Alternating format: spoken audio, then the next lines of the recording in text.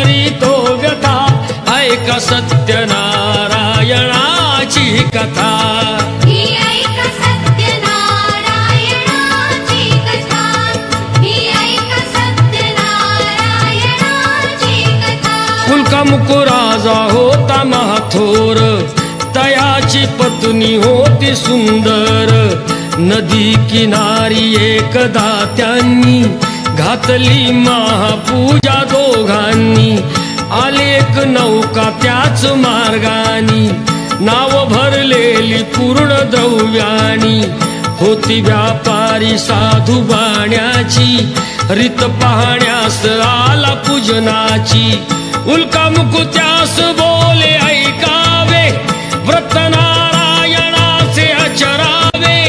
मनोइच्छित फळ मागावे चरणी श्री हरीच्या लागावे घराशी आला वाणी परतून